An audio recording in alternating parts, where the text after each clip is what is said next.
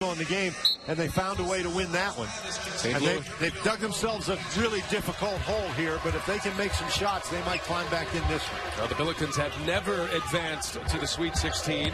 Program history is Jordair Jett with the left, right out of the house. All recruited by Rick Majerus.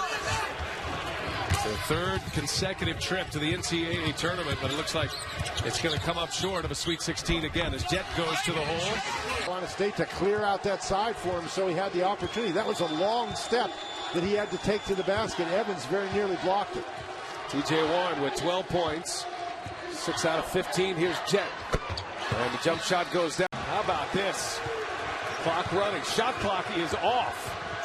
See what St. Louis does here. Jett's going to go to the hole, and he's fouled. Oh, count it! That uses his soccer background for Senegal to be able to track the ball down. Jordair Jett gets right by the D and goes in for two. Great box out by Randy Glaze. Now it's important for St. Louis to not have an empty possession. Nice Jett to the rim. Found and had it ripped away.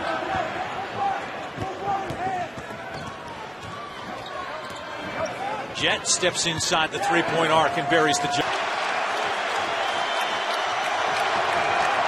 Jordair Jett to answer, and he does. He's not a guy that's defined by scoring. He does so much more. It'll be nice if he got a couple good points on the board to get him out of his slump. Jordair. Rhetorical question. Exactly. Jordair Jett spots up and knocks down the 15-footer. If he knocks down that jump shot, field goal the rest of the way. And that's the most telling stat of all. Jordair Jett drives to his right, stops, little floater, bounces good. You know, it's interesting they came out in man to... Jordair Jett backs it up.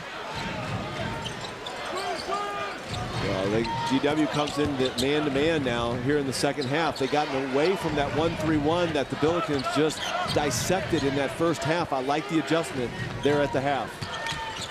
Screen from McCall, kicks it back out. Roblo fighting hard inside, but it's Jett popping and knocks it down. Just a two. George Mason games, not many. That's a bonus right now. And we got another tie game with 2.5 to go. They're trying hard to keep Jordair Jett to his right hand. Oh, now they turn him to his left. I don't like that. Jett, he hits the jumper. That's come and almost came up with it. St. Louis U has missed their first 4 field goals here in the second half. Down low, back out for Lowe.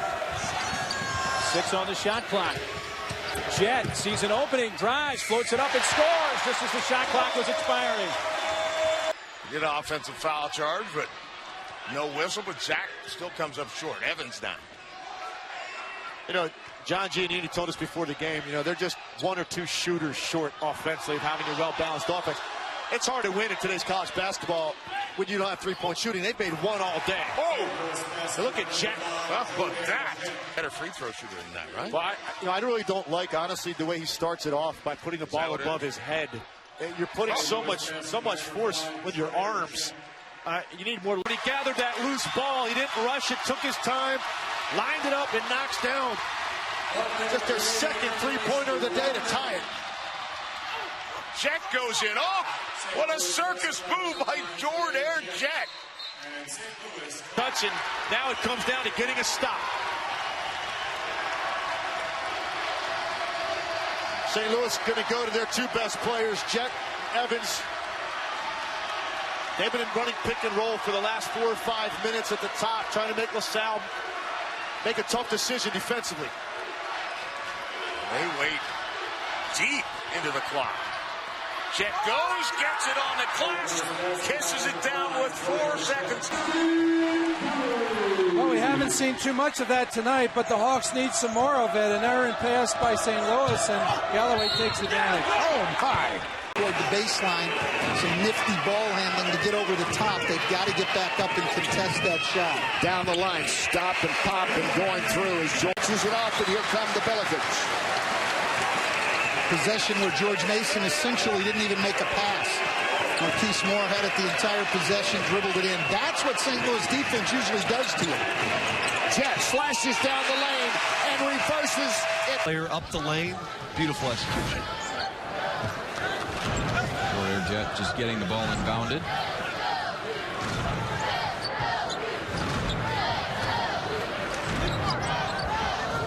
There it is again. He passes it up. Jordair Jett spins and scores. What a thing of Bonnie's defensively. And here's Jordair Jett, the little runner, no good. Gets his own rebound.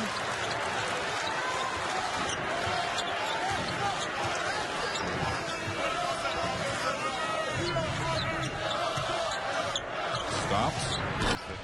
I'd love to have been a fly on the wall at halftime with Coach Cruz. As long as you weren't ones getting the recipients of the speech. Might need some earplugs.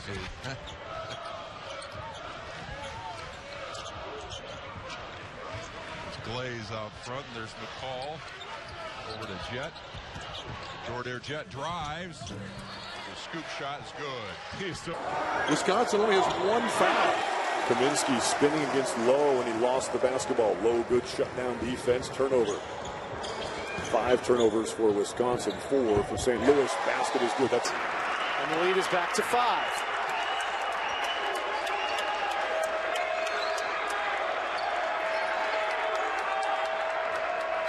Vanderbilt changing defenses again, this time a 2-3.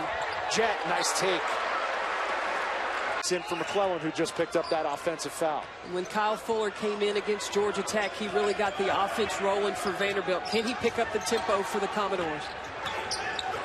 Here's Jett again with the left hand. So Jordair Jett's been kind of quiet for the last 5 minutes or so. And just as I say that, they clear out getting the ball in because everybody left McBroom. He was by himself. Kavanaugh's been an interesting guy, playing better lately.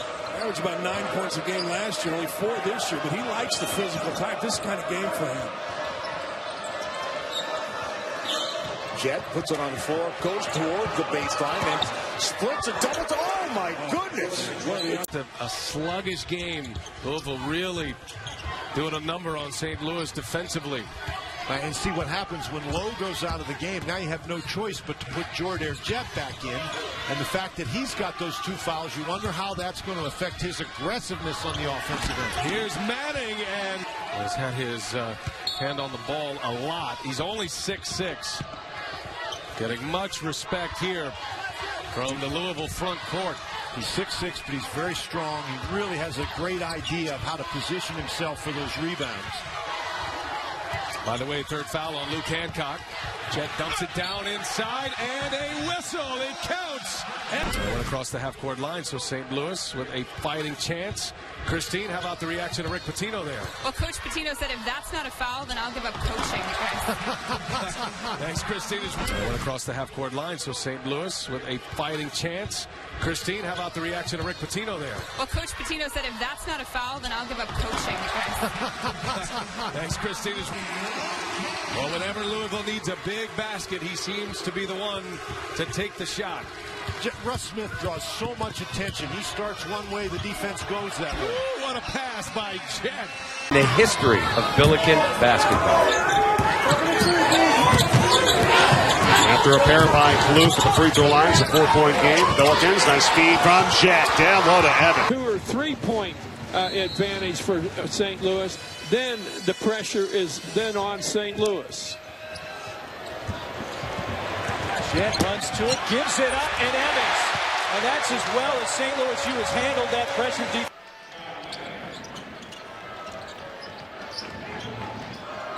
Jett with a nice dish down to Manning, and he goes opposite side. Okay. Well, Papanel has really been playing great basketball off the bench. He's really sparked this team over the last 3 or 4 games.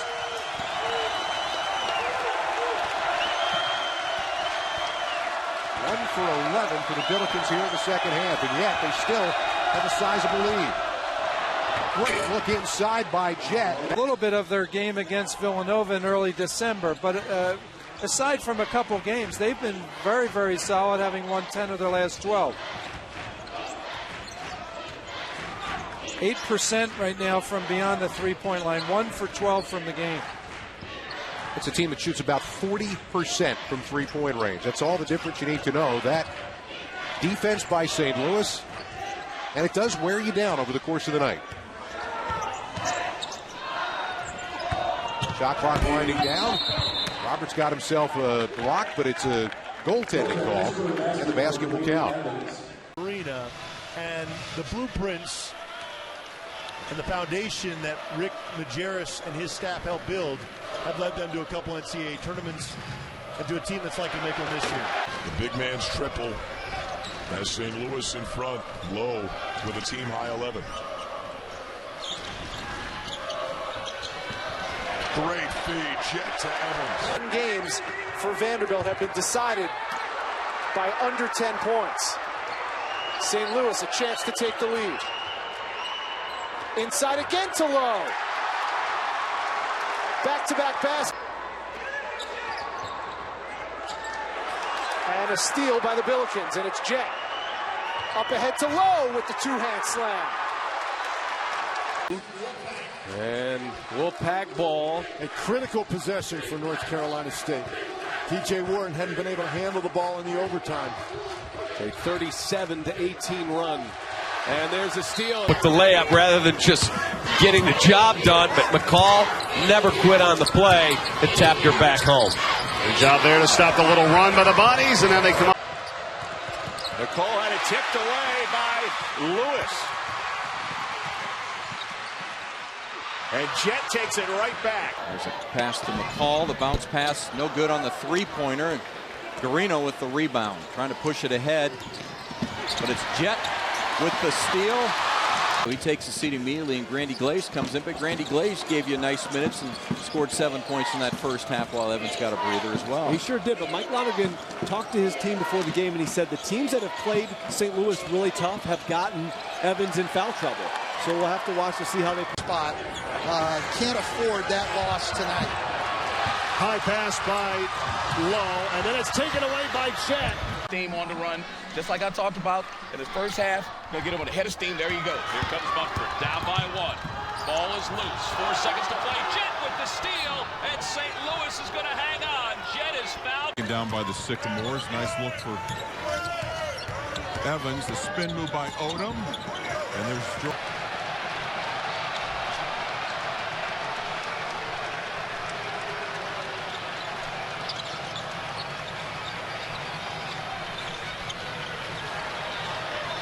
Baker is a knock loose by Jett.